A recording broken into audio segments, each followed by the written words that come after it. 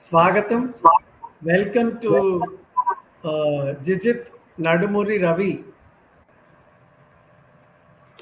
the author of the book Rivers of the Veda.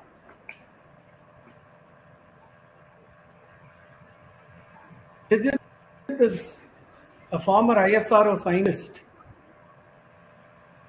and the book is a very, very interesting read, I must say. I had in the past read books like Orion and The Arctic Home in the Vedas by Lokmanya Bal Gangadhar Tilak.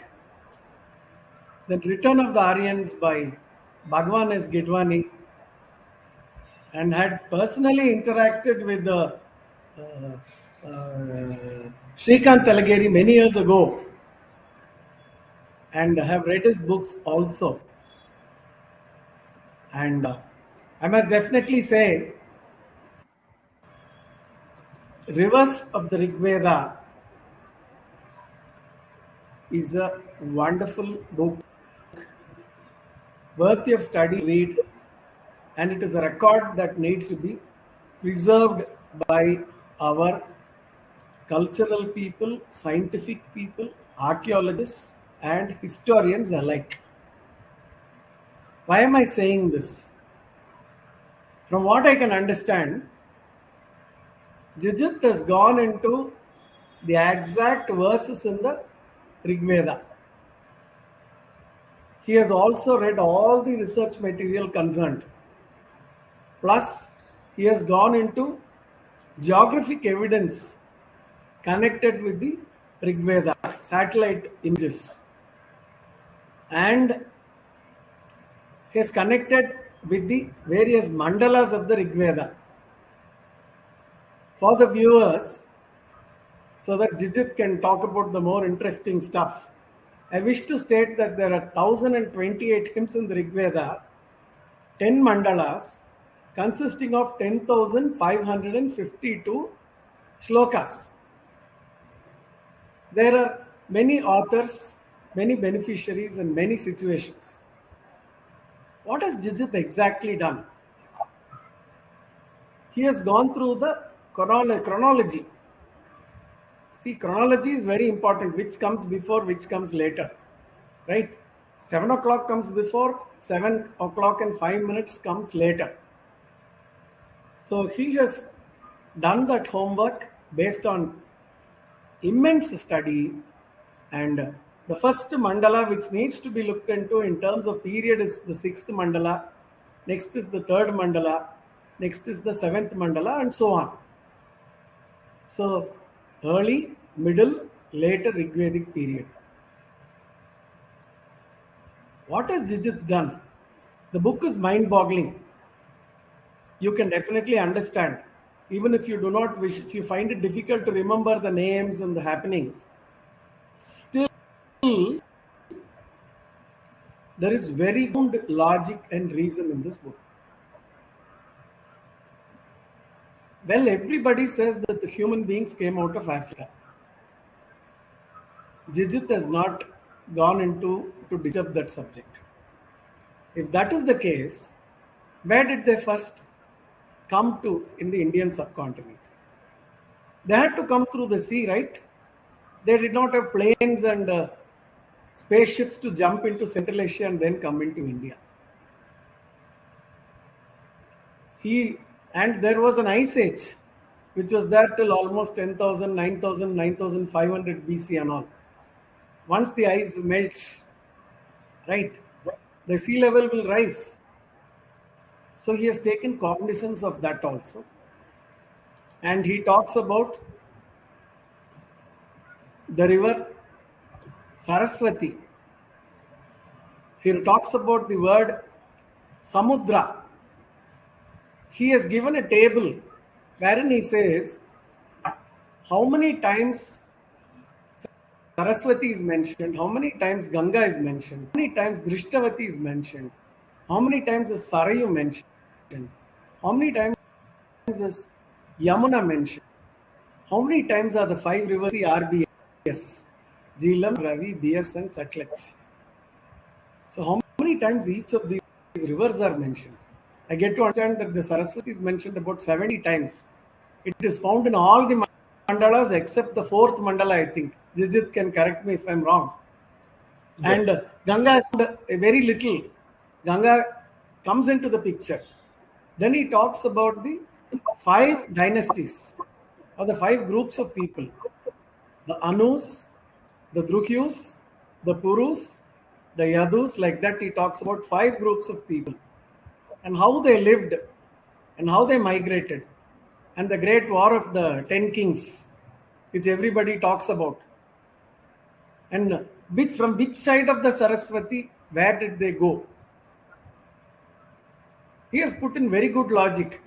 See, Saraswati river, and he also talks about the 0 point of the Rig Veda.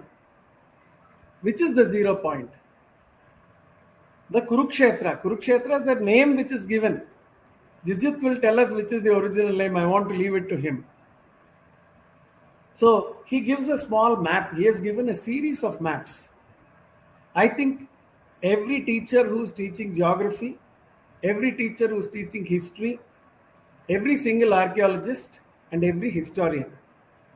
These are the 4 classes of people who I think should go through this material thoroughly before committing themselves.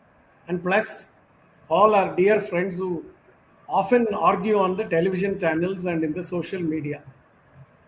They better be careful and better be better informed. He talks about the Sarayu.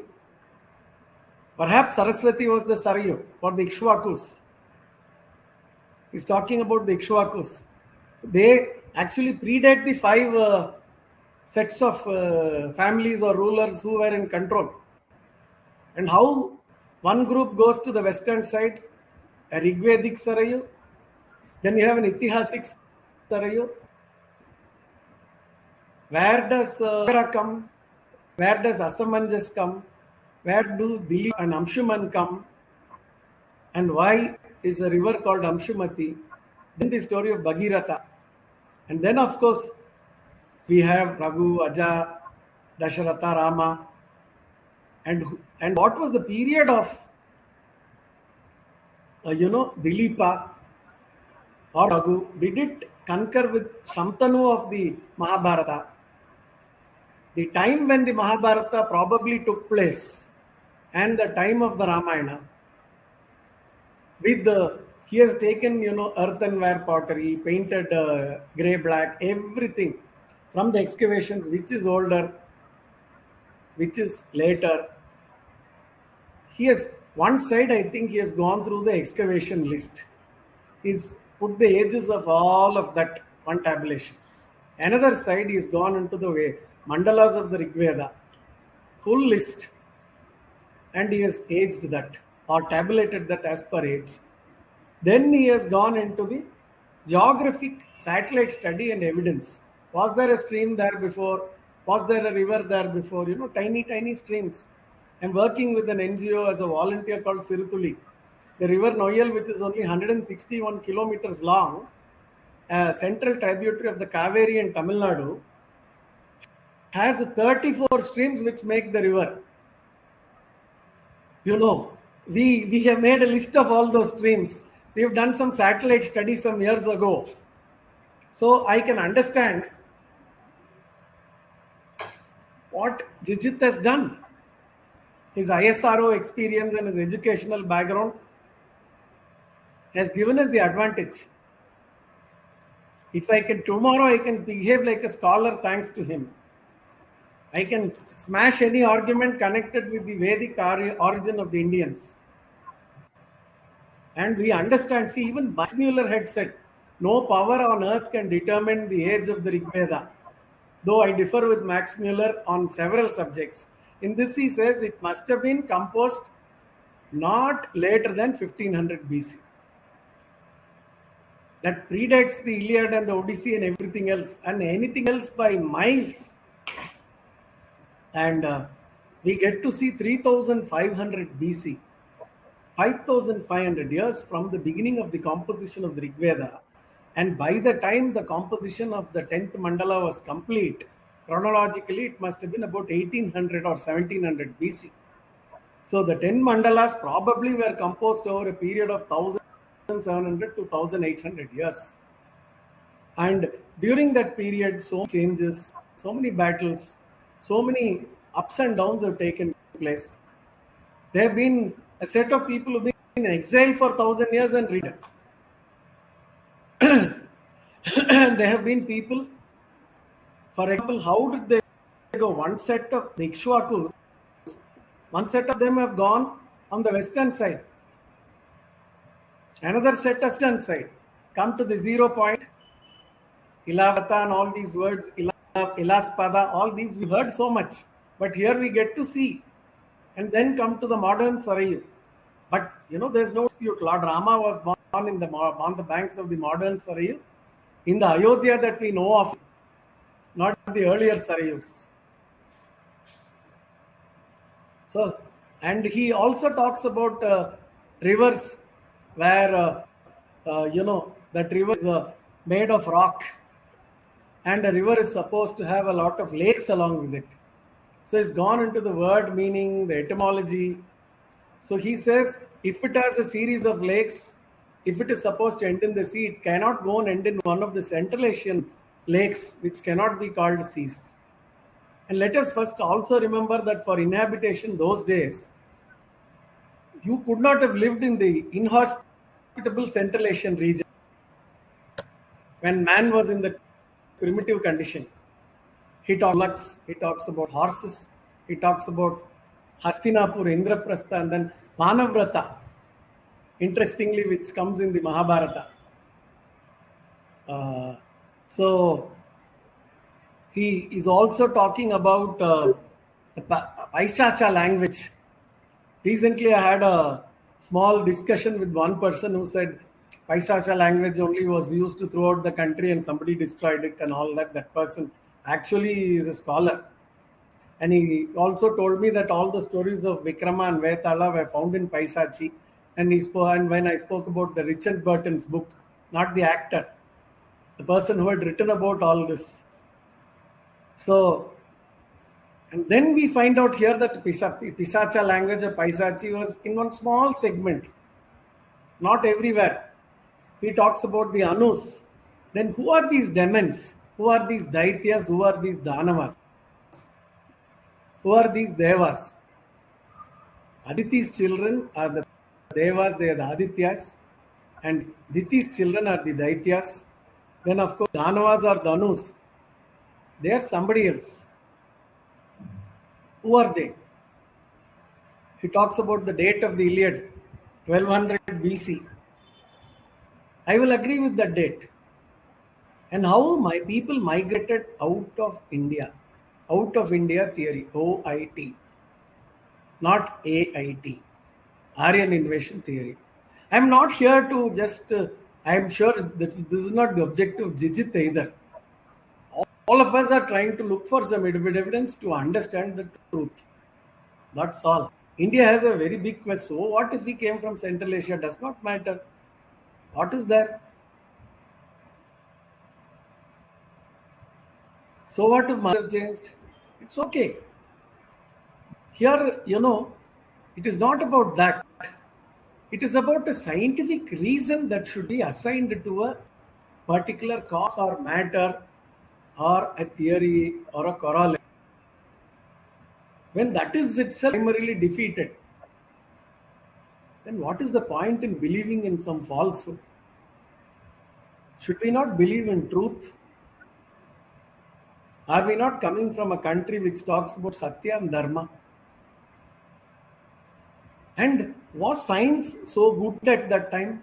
Where so much was a satellite there to make a study to come to a conclusion, which talks about the Khyber Pass being used by invaders came on horse-drawn chariots with scimitars and maces and bows and arrows. It is where will they find all this material in the Central Asian region? First of all, okay, they had horses. That's all. Horses for courses. Nothing more. Would they have had the material to build all these chariots and fancy weapons? Where is the geographic evidence for that? Nothing. Where is the scientific evidence for that? Nothing. I wish that we are going to share this also. This video is going to be shared with everybody from tomorrow. Today it's a live program. We understand in Facebook and all this, a limited number of people only will be watching. But my interest is to ensure that at least this video is seen by many number of people so that they understand the truth. And here, all the Indic authors have really worked hard to give us the truth. I was looking at all the maps, looking at the arrow marks, looking at the lines of rivers. Rivers change courses, right? So looking at that, he has quoted from the Verandah, the 16 regions given in the Verandah. What is this Verandah? The Parsi background is from the Verandah. Zarathustra, Ahura, the Parsi background. So they are the Asuras and the Indians are the Devas. This is exactly what Shrikant Talageri had stated when I met him many years ago. And I in fact had the opportunity to interact with him over the phone also a couple of times. But I must definitely add that Jijith has made use of that information, acknowledged the role of Shrikant Talageri, and is very decently, refuted the arguments created by others in the most decent manner. That is simply because his work has been extremely qualitative. Reading the book from the 1st of February, and today we are on the 11th. Such a book does not take so many days to read. I wanted to be sure. I wanted to understand the subject well. More than trying to remember all that, I know who are these Scythians, the Sakas. They say the Sakas came from abroad. They came into India, we have the Saka era. And some of them got mixed and we have the Rajputs. The Sakas have actually left India, gone turned. A part of them. He talks about the Albanians. He talks about the people living in the other countries who have all possibly gone from here. And he's also talking about peoples who have lived beyond the Vedic geography. The Rigvedic geography, not Vedic geography, the Rigvedic geography. When he's talking about Iliad, where the Danus, which is coming on the other side, but that's not part of the Rigvedic narration or geography. He's talking about how Indra has broken the pieces of ice and how the rivers have flown, how obstacles were removed. He talks about the foam, he talks about the froth, he talks about the rivers, and of course the Soma. And what is this black thing? Is it some black complexioned people? Perhaps the seed cover was black. That had to be removed before it had to be ground. So you have to destroy the black. So there are so many things that he has gone into. And it is really, really amazing. Drishtavati means having many stones. I learned that, today. And I was so happy and thrilled with Ikshvaku, not only because of Rama's ancestry. My paternal grandmother hails from the Ikshvaku Gotram. So I hail from the Rishishringa Gotram. My father and my paternal grandfather. So I was just seeing Ikshvakus predate many of the 5 families, the Urus, the Druhyus and the Anus. And they come even earlier, and they also migrate also earlier, and they also reach the eastern side faster than the others. So they kind of road mapping everybody. Though So, and there is a time lag between the movements of various of these people. And Jijith has done a wonderful job. And it is very, very interesting. Suvastu, Gauri, Asmanvati, names of each of these rivers. The migrations originated from the region between Bharusni and Sindhu. The Anu and Bhrigu group, among the Anus, the Pakas, Balanas settled in Afghanistan and Pakistan. Parthavas and Parsus settled in Iran. There, Daitya group. The Alinas and Simyus, the Danavas went westward along with the Bhrigus, and Alinas settled in Greece as Hellenes. Simyus settled in Albania. Bhrigus settled in Armenia and Turkey as Phrygians, and Bhrigus went westwards to Afghanistan. They diverged from Afghanistan into Hittite, Italic, Celtic groups spreading up to Europe. The Tocharians, the Aitihasic Tusharas, went northwards along with Sindhu and settled to the north of Kashmir in Xinjiang and Central Asian provinces. The Vedic Samskaram spread in India, resulting in Punjabi, Hindi, Bengali, Gujarati, Marathi. Fantastic. It is not that some geography, the person connected with geography gave out the details of the Pamir knot which is found above India. I think he has unraveled the knot which is connected with the migration of people, the movement of people. He has taken astronomical evidence into consideration. I remember that one of my late friends had done a DNA test. Unfortunately, passed away in a motor accident in Spain a few years ago. He had sent a swab to some lab at a cost of $100. His point of origin came as Norway. Definitely, the DNA will connect because the same people have moved throughout the world. How did we calculate the age of Dhruva, the reign of Dhruva, to be 36,000 years? Because for every 10 years of the human being, one Saptarishi, 10 years of the Saptarishi, Vaneva Varsham, Saptarishi Varsham, then Dhruva Varsham. If you calculate 36,000, 1 year of Dhruva, 36,000 years we'll get here. If you really sit down to calculate.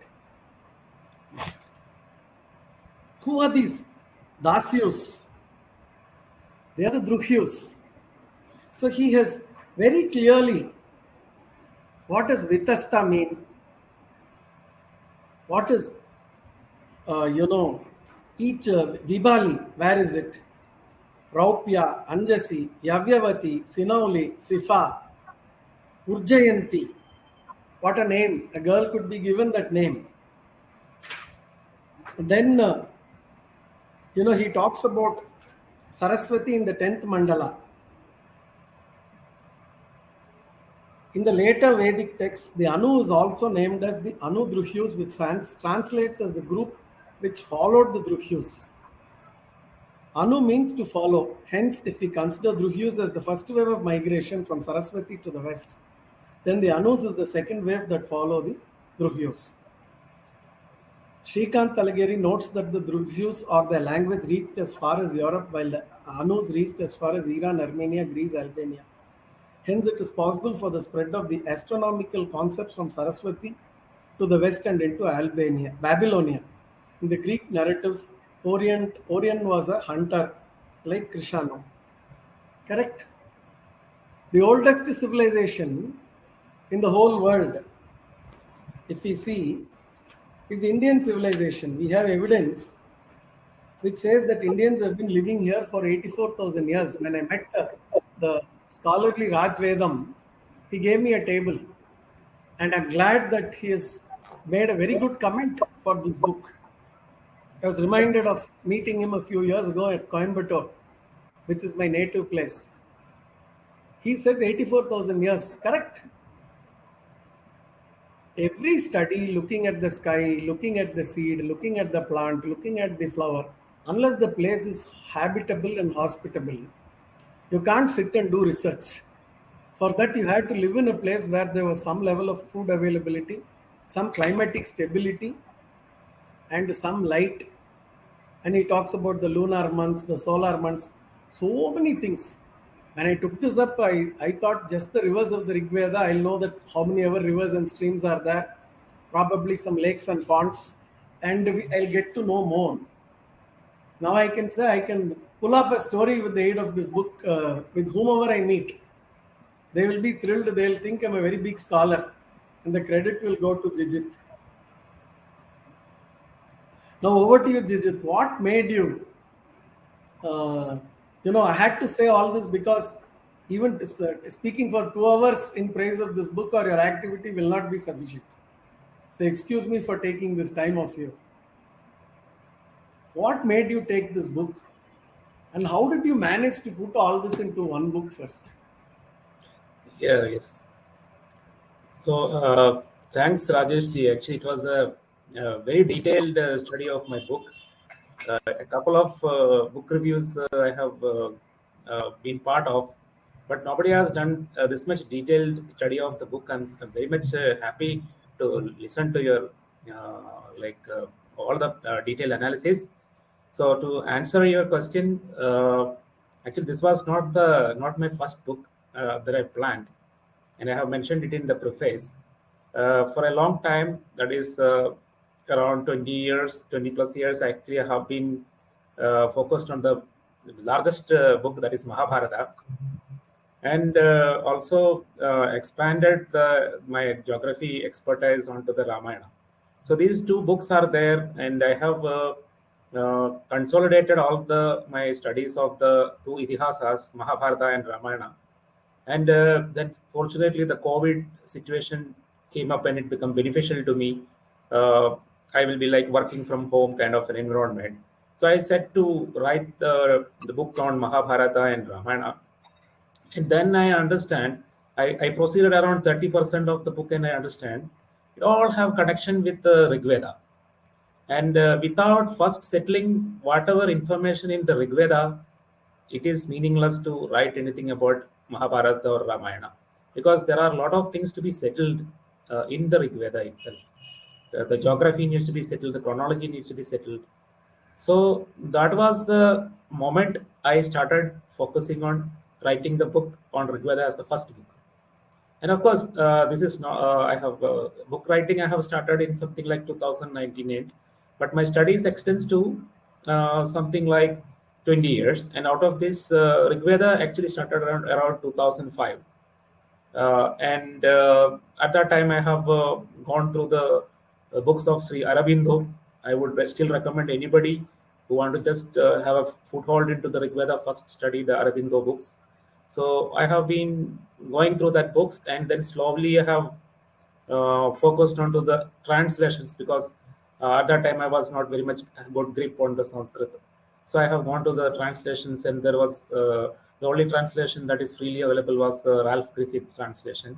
So I gone through that, and then around 2010 I was in a position to create my own websites, which are like equivalent of Wikipedia. So I have created a website of around 25,000 pages, and a lot of that website is dedicated to Rig Veda. And that is why a little more deeper level study of Rig Veda started around 2010.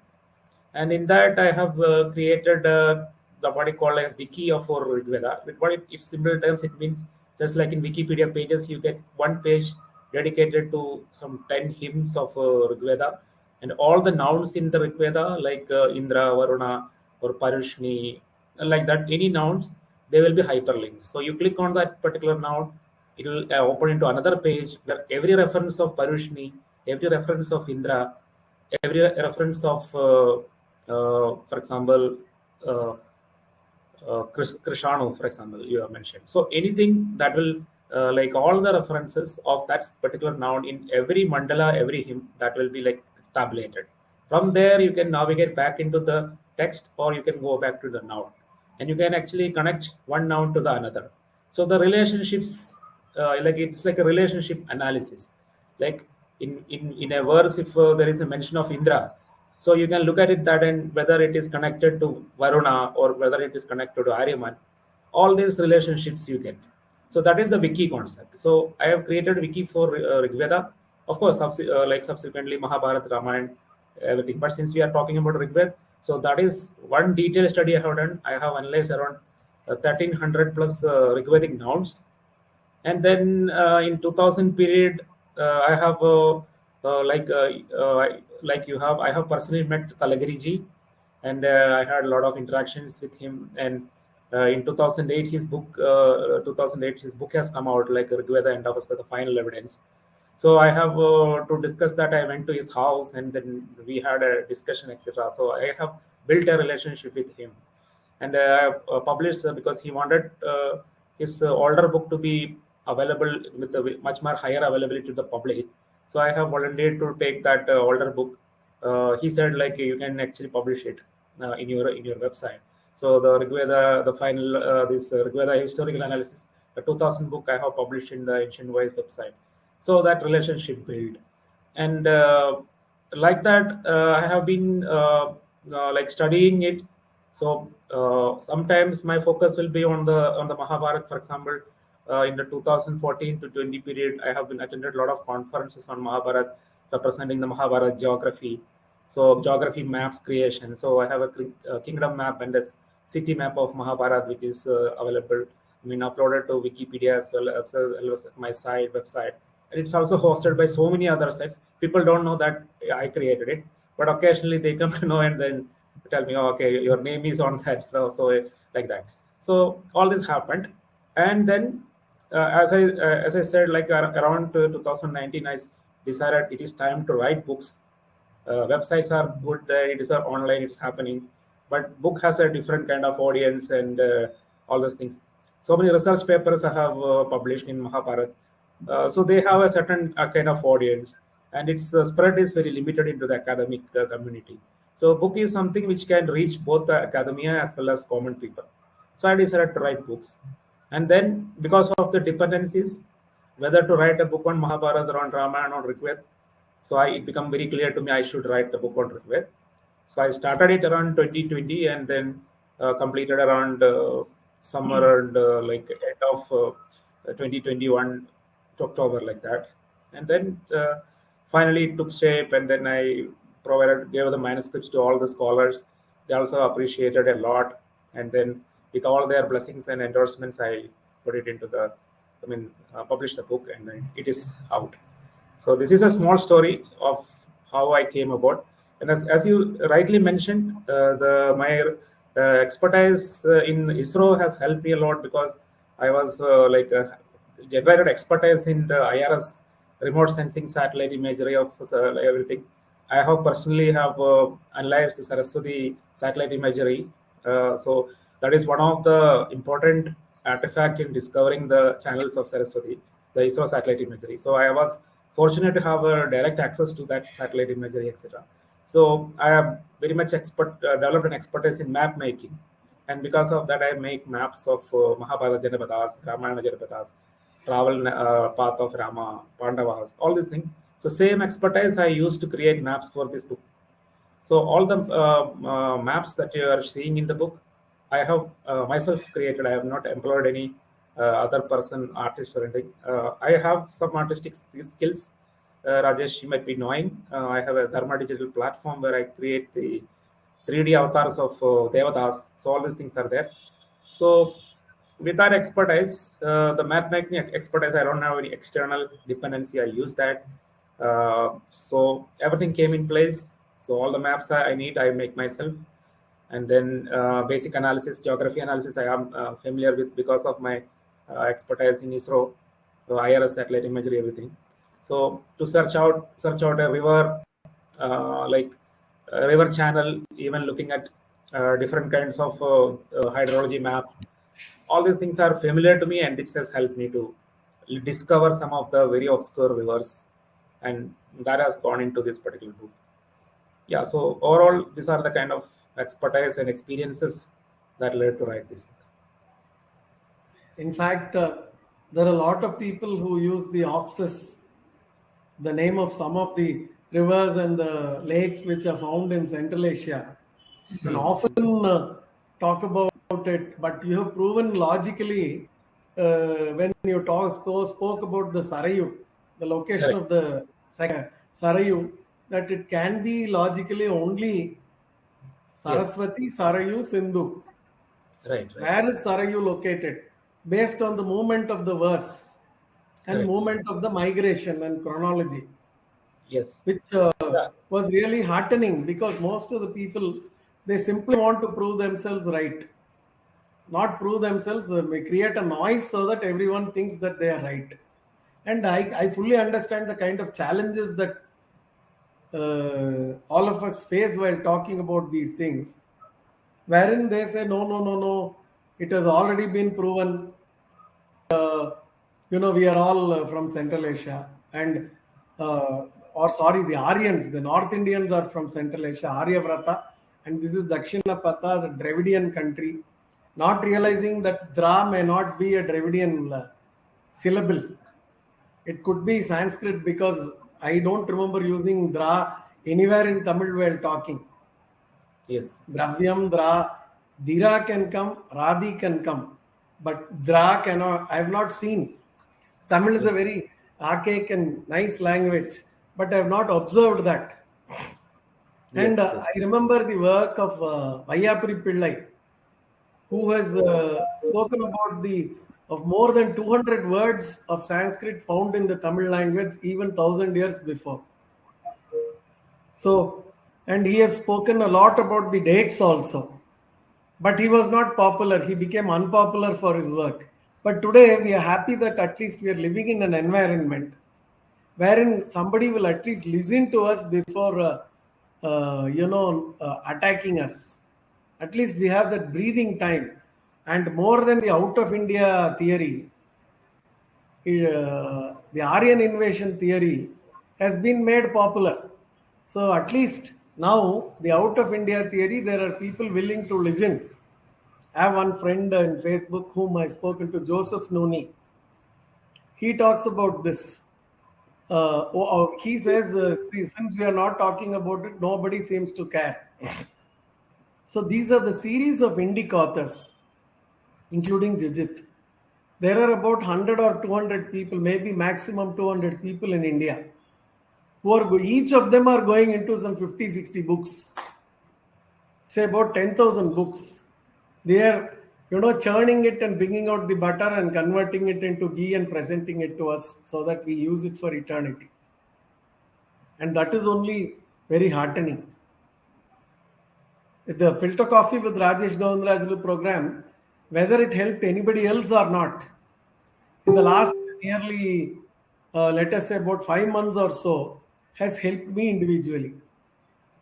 Not because I made contacts with these authors and friends with them, I can interact with them. Of course, they're all celebrities like Jijith, I'm happy. But on the other side, it has given me a tremendous background and backup when it came to Indic knowledge. I am now better prepared to face the world while talking about my country, my people, my languages, my culture, and my tradition. And I can defend myself well. I need not be apologetic. I need not have a trace of guilt on me. I need not divide Indians. In fact, the concept of Vasudhaiva Kutumbakam has been brought out so well by Jijith. Of course, many of them probably went from, many of them went from India. Gujarat was the great place where everyone came inside. And Gujarat had a big commercial activity. Dwar, Dwarika, Dwar, entrance. Krishna lived in Dwaraka. And he talks about the movement of all these kings, how they fought with each other, who probably got the better of whom, about the position of Vasishta and the position of Vishwamitra. How Sudas, Divodasa, these are some of the names which I'm using here liberally, but I would urge the readers to read the book before looking into the background. And how Vishwamitra is interested in taking over the cows of Vasishta. The story comes, when we look at the story of Brahmrishi Vishwamitra, so much is coming. And how, see, the epics and the Puranas, just like what Jijith said, could not have been simply constructed out of the air. People were not fools to write an epic with 24,000 verses in the Ramayana and 100,000 verses almost in the Mahabharata. You can't spin out of air. There is a lot of astronomical data. There is a name of a number of places, number of instances, people, rivers, etc. And all that information is based on truth. Even if you write a story which is called fiction, it has to be fiction based on history. Right? Many of the period novels are all fiction based on history, whatever Wilbur Smith has written. You know, River God, Seventh Scroll. When we talk about the Hyksos who come and invade on chariots at around 1700 BC. See some dates, and there are people who they come and conquer the northern part of Egypt, which is Lower Egypt. The Upper Egypt is the southern part of Egypt. See, for people, and when we go through all these journeys, when we look at the Sumerians, when we look at the Hittites, I remember reading this book, Chanakyarum Chandraguptarum, written by S.A. Punjab K. Sayyar, about 70 years ago. The father of the former Foreign Secretary A.P. Venkateshwaran, I was told. That book used to belong to my maternal grandfather. There's Aratais, something I think Jijith has made a mention, Arata, in the book. Yes. And there in that book you find Aratiyargal. He is written in Tamil. Aratiyargal. So there did exist many languages even at that point of time. There has been linguistic diversity and there has been craft diversity. Obviously, like today you would release one burger in New York, simultaneously it is released in Timbuktu. That was not possible then. There would have been a time lapse and certain things would not have come only. It would have stayed back in its original place. All that is taken cognizance of in the work of Jijith. When he's talking about the vessels used, the weapons used, the crockery used, the tools used, and you know, how people might have moved from one place to the other. It gives a lot of scope. We can do this into, you know, probably a Netflix serial to show how these people lived. It will be interesting to watch when we can see movies like 10,000 BC, when we can see movies like 10 Commandments, Ben-Hur, and Cleopatra. I think this is something which we should see. And at least for this reason, let our country make a couple of more $1 trillion so that these productions are made available into popular narratives and people will get to see them in a larger picture. And that way, I must definitely say, you know, for example, you know, conclusions, Saraswati, identity, Mandala, river. Like that is given a list of 41 rivers. How many times do they come and which mandala is it found? Sutudri, Sutlej River. Vishwamitra crossed the confluence of Sutudri and Vipas, signifying the westward expansion of his patron Sudas in the 3rd and the 10th mandala. Looking at the famous Yamuna River, is the western channel. Its western channel is encountered in the 6th mandala as Yavyavati. Yamuna shifted its course, its old channel being Yavyavati. Another of its channel close to Mathura was called Kalindi, recorded both in Ramayana and Mahabharata. In the Battle of Yamuna, Sudas defeated the Matsyas, Turvasas and Yakshus, likely a branch of the Yadus under Veda. Sudas had Parshni as the western boundary and Yamuna as the eastern boundary of his domains during the 7th mandala period when Vasishta was his advisor. See, like this, you find Ganga. 6th and 10th mandala. Ganga is there in the first opening batsman of the Rig Veda 637. In the 6th one only you find Ganga. And so Gomati, Susoma, Gauri, Krumu, Kuram River, a western tributary of Sindhu to the south of Kuba, discovered along with the other western tributaries of Indus in the 5th mandala. Kuba, Kabul River, a western tributary of Sindhu giving access to Afghanistan, discovered along with the other tributaries of Indus in the 5th mandala. You find it in the 10th also. So we get to understand that the whole map is between the Yamuna and the Sindhu. The Ganga also comes, and the entire map is, from Gujarat you draw a band like a border, and the border goes until somewhere at the origin of Indus, turns and comes back. It kind of hits the Himalayas and comes back border, stops somewhere in Uttar Pradesh. And this side it slightly goes off into Afghanistan. And then of course you have the Persians, the Iranians, and then the others. So the scope of the Rig Veda is fully into this, why people did some sacrifice, why did they do the prayer, who was the beneficiary, who was the patron. He is given the list of gods, goddesses. Lord Vishnu is there in the Rig Veda. Indra, who are the Ashwins? I think what did each sage do? He is given a triangle of relationship. The patrons, excellent job by that, I must say. I am deeply, taken aback, and I must definitely say he has given the list of Rigvedic Devatas. Popularity: Indra 3129 God, Agni 2391 God, Marut 668 Group. So the God is given separately, group is given separately. Aditi is a goddess. Then you have Prithvi, Earth is a goddess. Then you have Saraswati, Sindhu are goddesses. Atta, night is a goddess. Suryani, sun goddess. Prishni, mother of Ashwins, goddess. Rodasi, goddess. Ratri, goddess. Danu, mother of the Saptadhanus, goddess. Hotra, oblation, goddess. So many. So there's no male domination. Agni, wife of Agni. Asuniti, goddess of the spirit world. Hiranyagarbha, god. There is a Hiranyagarbha ceremony in Kerala by the rulers. I've read about that. See, the Rigvedic poets list is given. 424 rishis are mentioned in the Rigveda as authors of the hymns. Most authors are found in the late 5, 8, 9 and 10th mandala. The 10th mandala has, the youngest one has the largest number of authors. This is because since the 5th mandala, more and more rishis started contributing. This trend reached its maximum during the 10th mandala. Just as what we are doing now, no? Once a subject starts, number is less. Then it becomes trending. It becomes important. Oh, come on, it's on Twitter, it's on Facebook, it's on Instagram, it's on television. Why not I join? Why can't I do this? Competition or more of recording. That has taken place.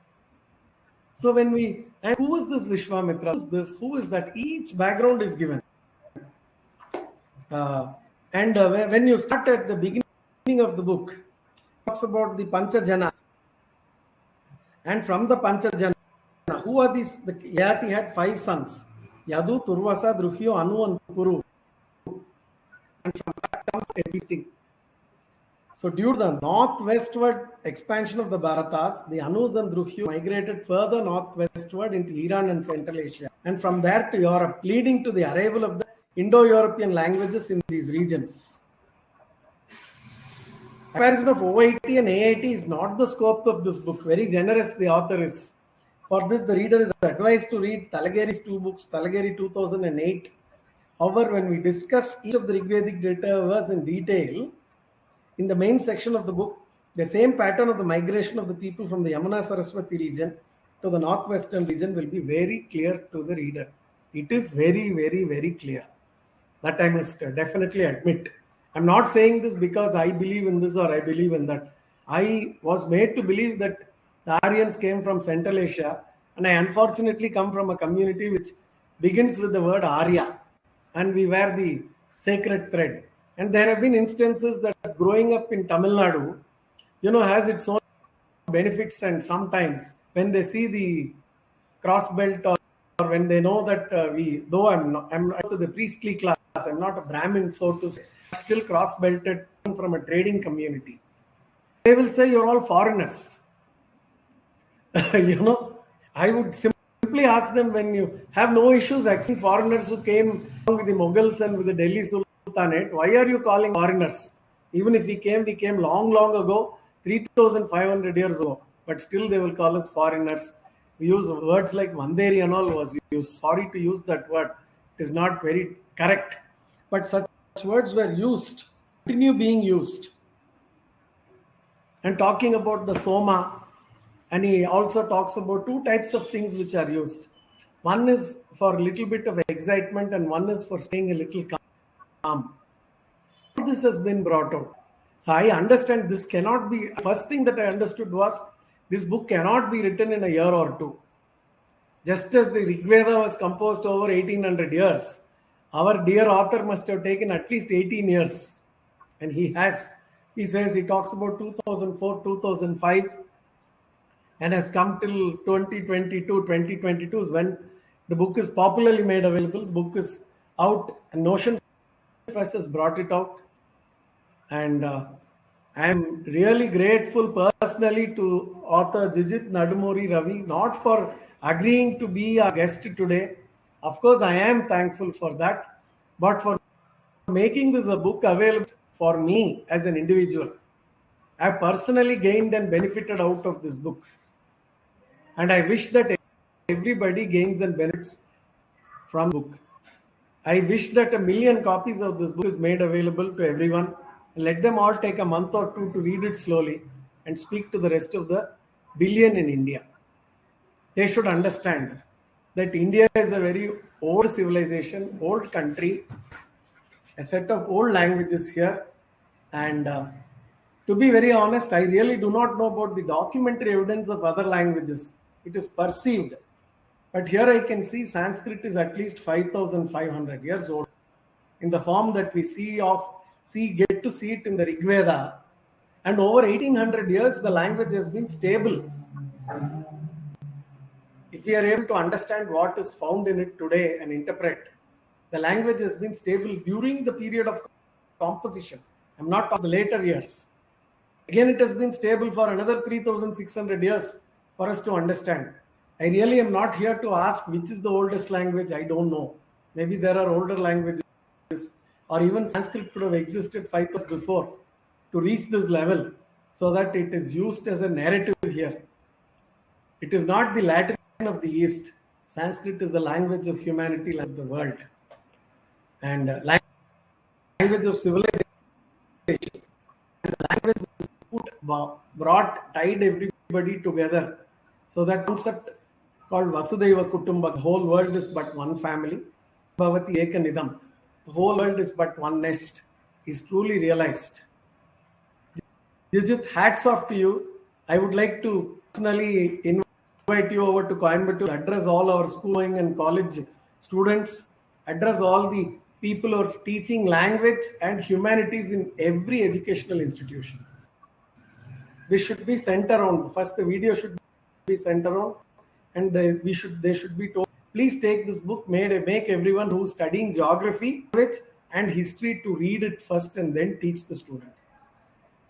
That will be the greatest service that these teachers can do to the students, especially the kind of challenges that India is facing today.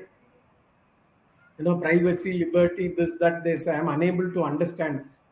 All this has been existing for such a long time. Not for space, which is privacy, and if not for liberty, and if not for a sense of duty, how could the Rig Veda have happened if Mr. Jijith Nadumuri Ravi had not thought about his duty more than his right? Would this book have happened? Is he going to make $10 million with this book? Definitely, this is not a book which is going to financially reward the author in a very big way. I can definitely say that. But still, what a job.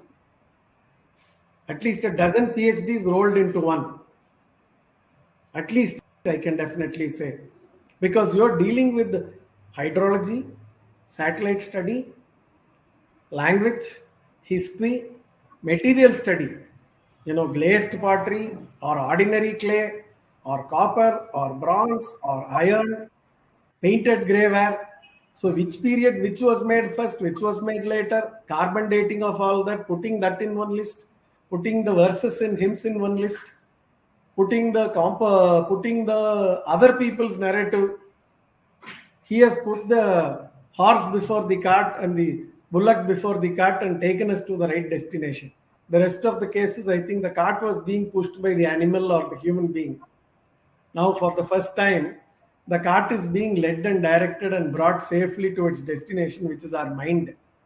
I am glad, Jijith, and a few words once again from you. All of us would like to listen. Yeah, yes. Many thanks for the kind words, and like I'm very happy that we are doing this event, and it has been my privilege to have this particular talk with you, because you are one of the person who has understood the book thoroughly, and that is the biggest reward for for an author, that the book has been like properly analyzed, and then it can be just from your the way you are narrating it. Yeah, and for the new readers who are actually reading this book, I would say that as Rajesh ji has mentioned, it has involved the studies which are from 2005 onwards on the Rig Veda. So if anywhere there is a kind of a complexity, then like I'm active in the social media, in the Facebook, etc., where I will be able to answer any kind of such questions where there is a kind of feeling of depth, feeling of complexity is there in the book, then definitely it can be addressed.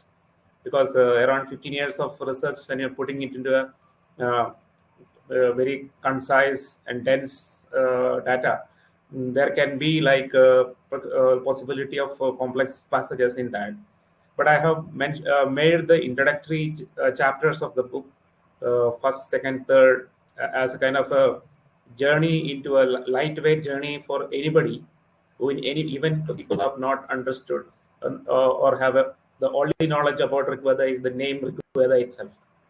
There are so many people like that. So for them also, I have created a path so that they can walk through that path and go into the deeper aspects of the Rig Veda. So I have, the way I have put it, I have even posted in social media, is that you can think about this. Okay, now it is not a planet, but it was a planet, like planet Pluto. For a long period of time, it was an invisible dot in the sky, right? Like you cannot see it in your naked eye. You look at it in the telescope, you can see a small dot. And after that, somewhere around 20 years back, we started getting the Pluto has become a globe, but because some of the spacecraft has gone past Pluto, and you can see something like a tennis ball, some light gray patches here and there. And then in the recent years, I don't remember the exact year, but in the last decade, within a decade, we have a landing on the Pluto, and you can see a very colorful. The world of Pluto was unleashed to us. So I have this is the kind of approach I have used for unleashing the Rig Veda. So initially, it is Rig Veda is a name. Of course, a lot of traditional readers of the Rig Veda are there who are doing the daily rituals. They use the hymns and suktas and rigs in the Rig Veda. But for a layman, basically the Rig Veda is nothing but the word Rig Veda, and nothing more than that. So from that time, you see the entire world opens to you with a sky above and a ground below. So that is the way the book is structured. So you will just initially you come with a absolutely a very limited knowledge of Rig Veda, but of course I fully agree. Like so many people have a different levels of knowledge, but I'm trying to bring all of them together into a single path or divergent path, and slowly enter into the details of the Rig Veda, and then go deeper and deeper into the subject. And as Rajesh has very rightly mentioned, this book is named Rivers of Rig Veda, but it involves a lot of information of the Rig Veda, which is chronology, which is archaeology, which is knowledge about the devatas and the rishis. So so much of information is clubbed together in this particular book, with rivers as our backbone. So they are the kind of structure that of the book. But every information which is not only geography but chronology and archaeology and other aspects, even bits of astronomy. I also mentioned the emergence of how the yugas came about. So the yuga concept of 4 yugas, all these things are mentioned and structured in the form of as connected information connected to different rivers of the Rigvedic geography. That is the structure. So if you understand that, it will be like a smooth path for you to go into the book and enjoy it, and also cherish this particular knowledge. Because I would say, because I want to not want to say about same thing about when I'm writing a book. The second book is on Ramayana, another one is on Mahabharata, wherein it is well known to the people, because a lot of all the narratives of Ramayana and Mahabharata is well known, so the connect is very fast. But this was a very difficult for me to write this book, because of the the connect the people. I have always have it that in my mind, that whether the readers will have that same connect, because that is very important. So I put in that effort into the book so that it becomes a well structured journey. And I consider it as a journey. And I mentioned in the preface, it's like a journey, a river by a river, analyzing the Rigvedic world, the world of Rigveda. Thank you. It's like on Tirtha Yatra, there's a famous work by Vadiraja called Tirtha Prabandha. In that work, he talks about the places and the stories connected with the places. I have the book with me. It's not a very big book, but very interesting. So here, you look at Mahabharata, like logically, there's names and places coming into the Mahabharata. It could not be there for the first time. There has to be a logic and story behind all that. You've gone into that, discovered it, and brought it back to us and given it to us. It's like an immense encapsulated and given in a very small form, perhaps in a small container in the form of a book. And I fully understand why a book is very important, because a representative of the seminal work that you have done. And otherwise, so many people will not be able to go into that. It has to be a collection and compilation of your own work, which you have rightfully done so. I'm so glad to have come across this book and to have come across you. I think it was again like how you discovered, with the aid of the satellite study, all the rivers, all the channels, all the lakes, everything somehow through the Verandah Club, and with the help of Vayam, the interface that we are using. It's a Desi app. It has been possible for us to, find out all these, just how you have discovered the rivers, we discover all these gems of authors, Indian and Bharatiya Indic authors. Therefore, we can also try to construct, bring everything together, help everybody to network. Not that they are not, but little more of networking additionally. Therefore, our people, our future, and rightfully, like when India turns 100, at that point of time, India is a very old country, can't turn 100. Must be many, many hundreds already, many yugas. But here, while we are talking at the time of Azadi Ka Mahotsav, at that point of time, over the next 25 years, we should work towards making the whole world understand for eternity that India, just as how Africa could have been origin for the human being, India rightfully is the Vishwa Guru, is the origin for language, origin for culture, origin for faith, and origin for everything that is good in the history of humanity. That is what is very important, and that is what this book makes us understand. Hats off to you, Jijith ji. Have a nice career ahead. With all these, we look forward for many more books from you, and I'm sure that fans will follow, accolades will follow, and we will continue to follow you. And we are also part of your journey. Thank you so much for being with the Verandah Club today.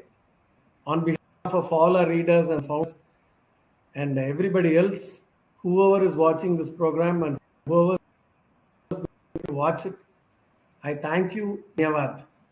Thank you, sir. Namaskaram. Vande Mataram.